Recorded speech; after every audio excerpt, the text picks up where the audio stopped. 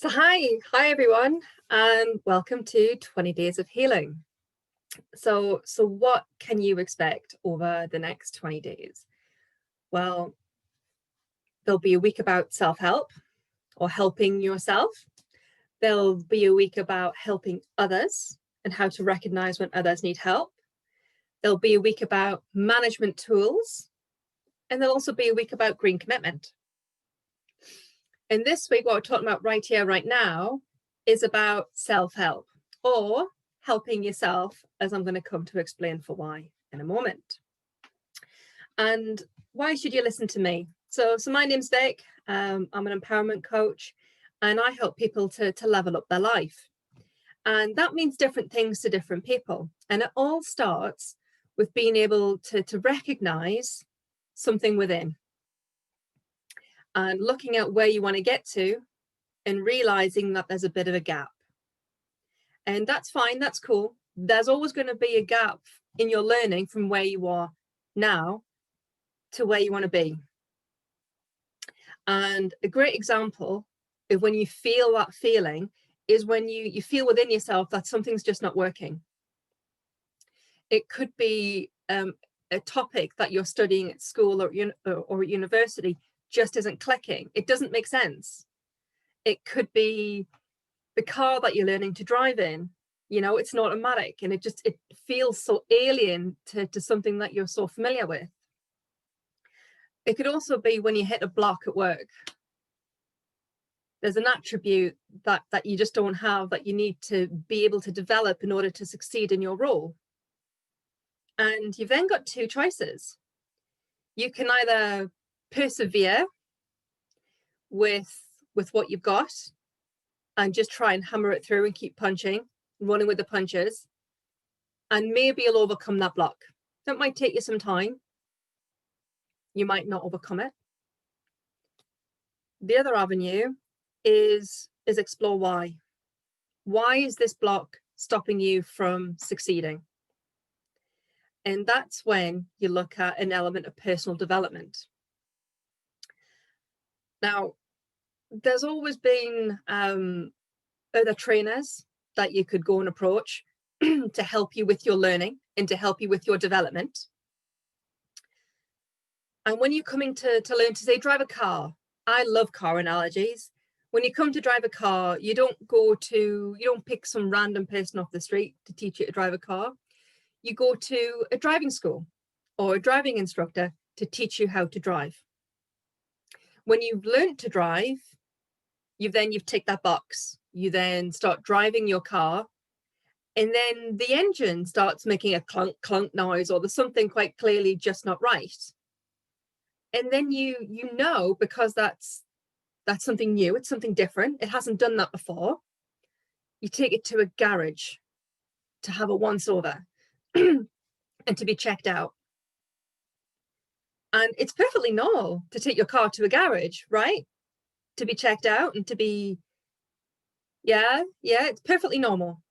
So why do people think that having a personal sense check is going to be any different?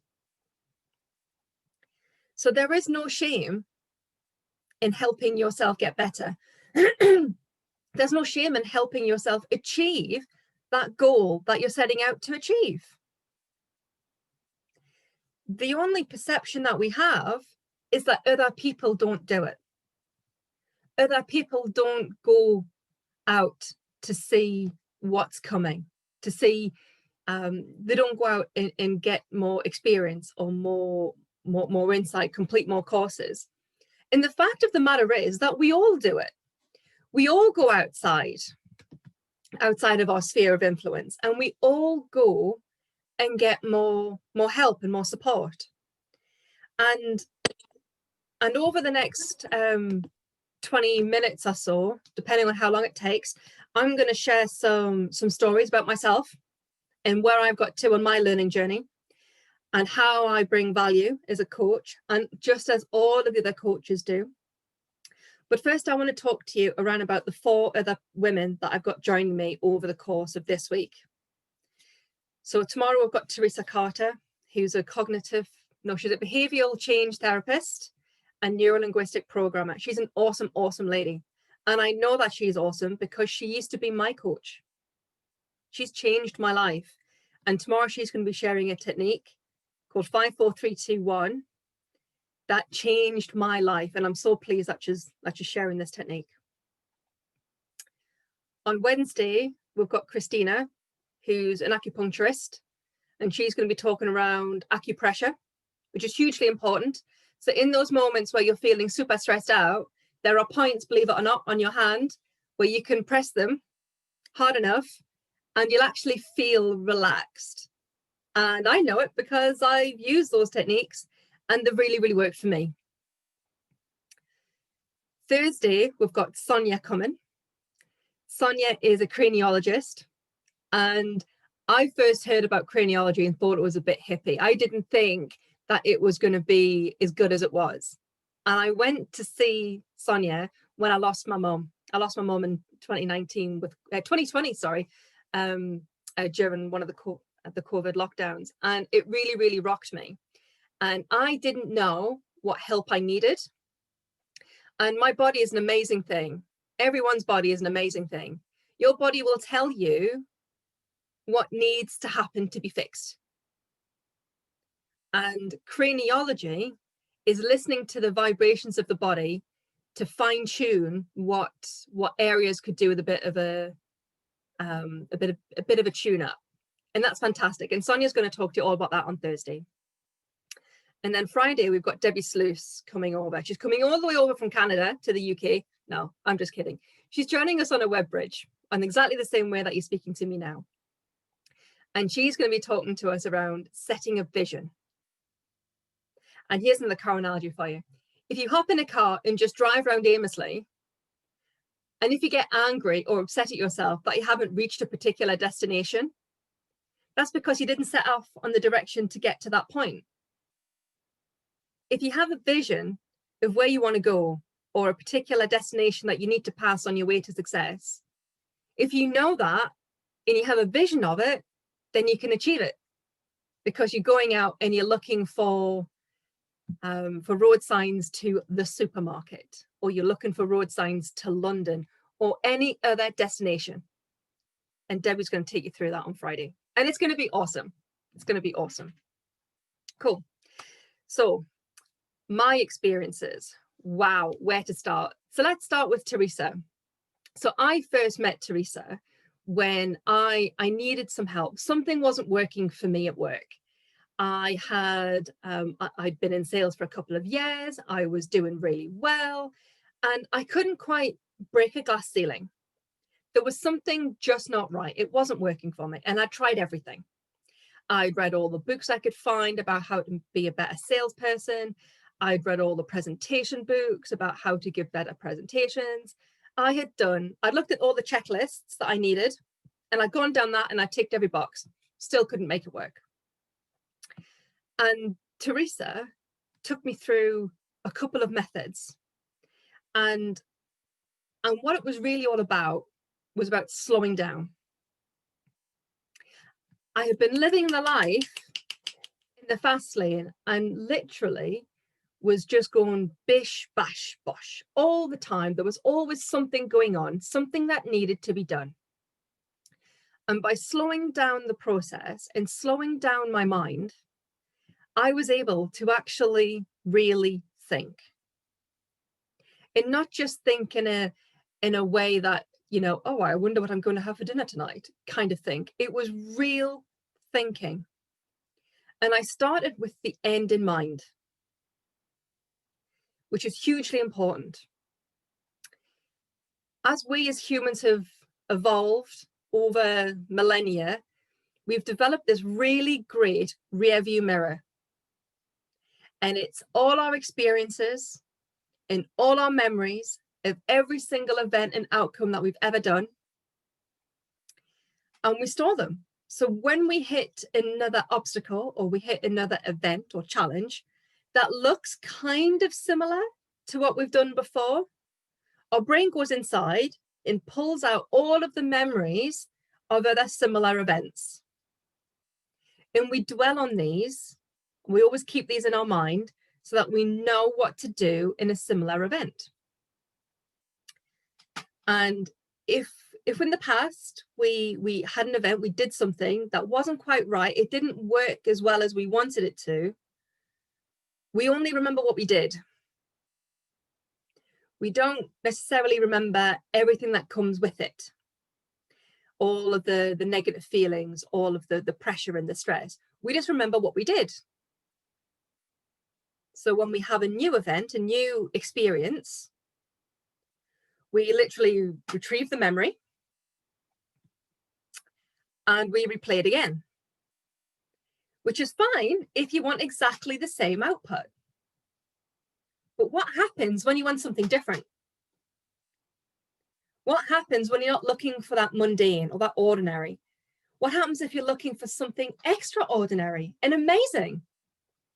If you don't have that memory in your arsenal, in your memory, then you can't visualize what that is.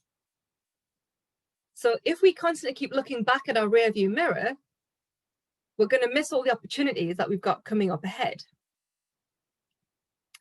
So by slowing down, you actually get to see the opportunities. You get to imagine what it would be like coming from a position of success. And I'd invite you now just to bear with me here and do a little breathing exercise. So I'd like you to put your dominant hand on your stomach. So if you're right-handed, that's your right hand. And if you're left-handed, it's your left hand. And I'd like you to put your other hand on your chest. And I'd like you to take a big, deep breath in. And then out again. And if you notice, you move your shoulders, you breathe up. So you're only really filling the smaller part of your lungs at the top. So now I'd like you to breathe in and actually make your bottom hand move, the hand that's over your stomach.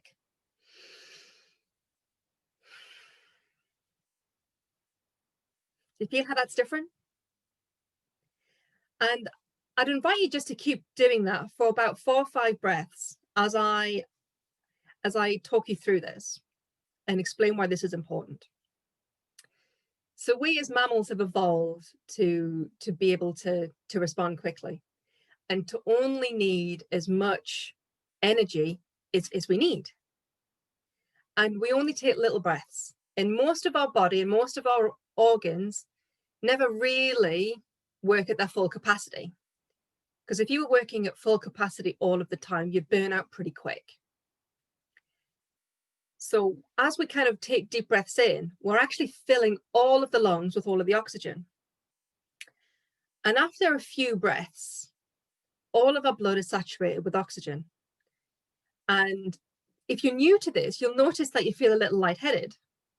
And once you've done it for a few times, say 2 or 3 times a day for a couple of days, you'll actually really enjoy it. You get an endorphin kick from it.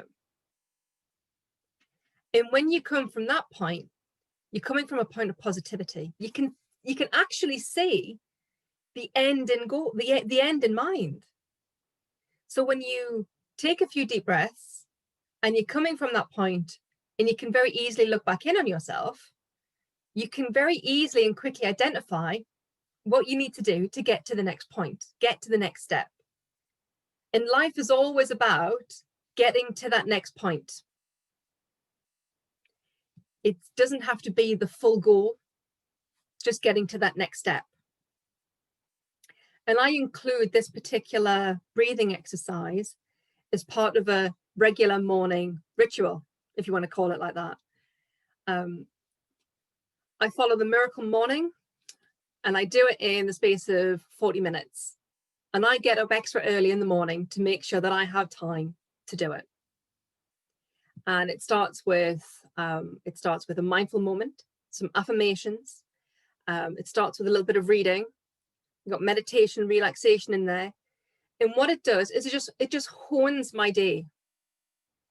It tops and tails, because I do it in the evening as well. It tops and tails my day. It bookends it to ensure that I'm successful. And I'm setting out with that daily intention to be successful. And once I'd use Teresa's expertise to slow down and actually get into the rhythm of doing this, I tested it.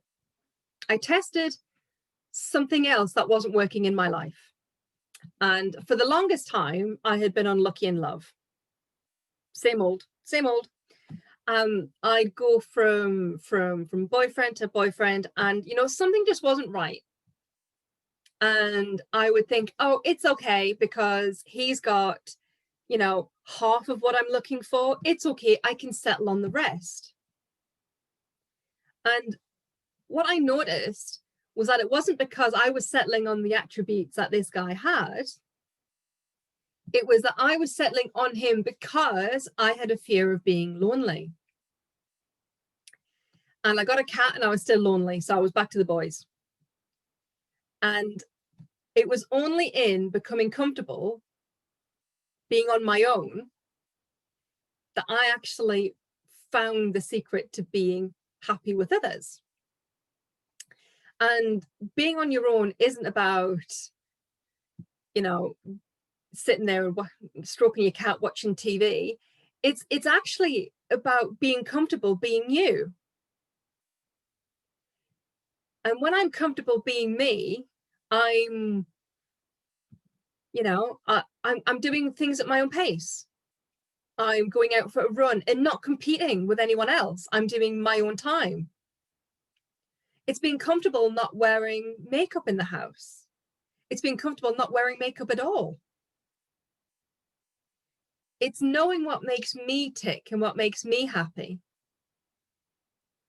And when I got to that point of actually just being truly, truly happy with me, I then realized what I wanted in a guy, in a partner, and not just some squeeze that I could keep for a couple of years until I got bored of him, an actual life partner where he worked for me and I worked for him.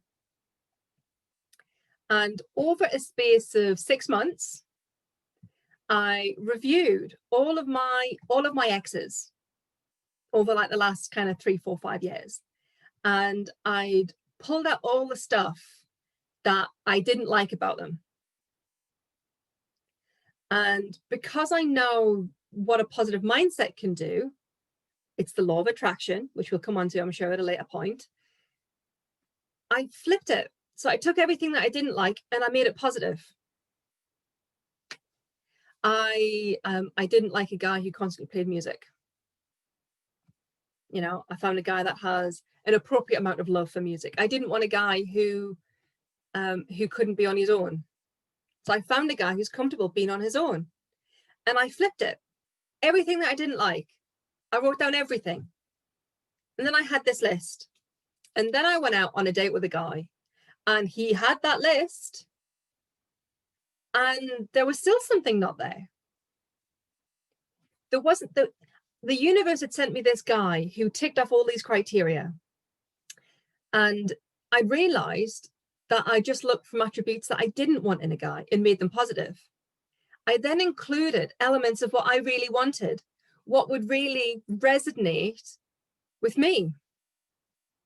So I wanted a guy that was good with DIY. I wanted a guy who knew how to fix a car.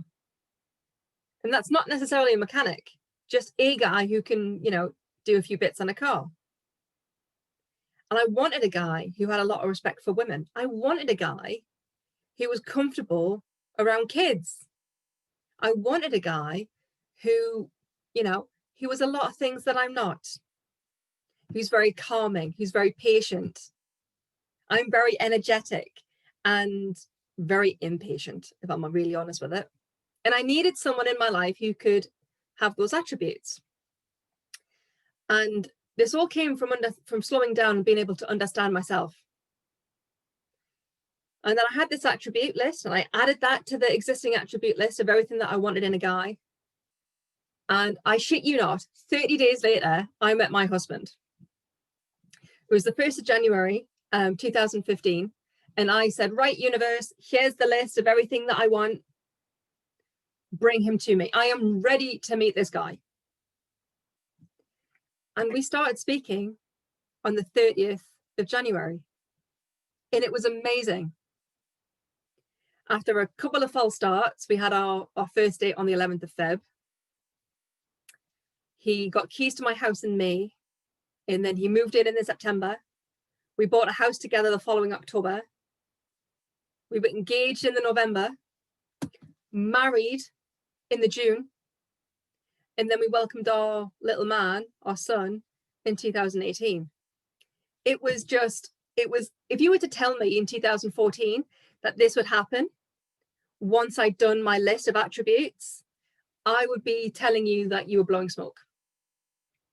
And it was only after I learned the value of slowing down, of actually taking time out for me, to understand me and to truly be happy, that I found the path to success. And I offer this to you because at the time, Teresa was labeled as a therapist. And if I had a stigma about seeing a therapist, then I never would have had Teresa in my life. I never would have had the benefits of her teachings and her experience. And I wouldn't be the person that I am today, because I wouldn't be on the same journey.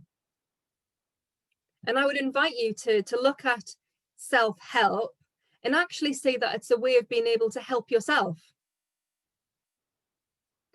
Being able to help yourself to see those gaps from where you are now to where you want to be.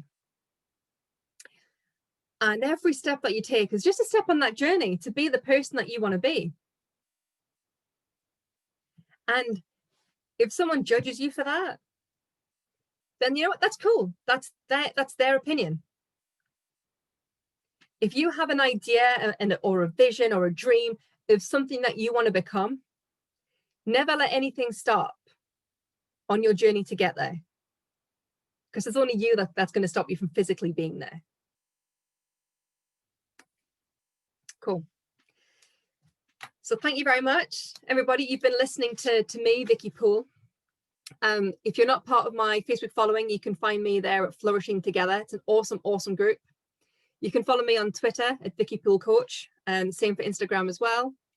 You can also subscribe to my YouTube channel, which is Level Up Your Life. And of course, you can always find me on my website, which is vickipoolecoaching.co.uk. Thank you very much, everyone. I hope you have a wicked day. Any comments or queries that you've got, or any suggestions, feedback, anything like that, you can pop them in the comment box below, or you can email them me at vickipoolecoaching@gmail.com. Thanks, everyone. Have a good day.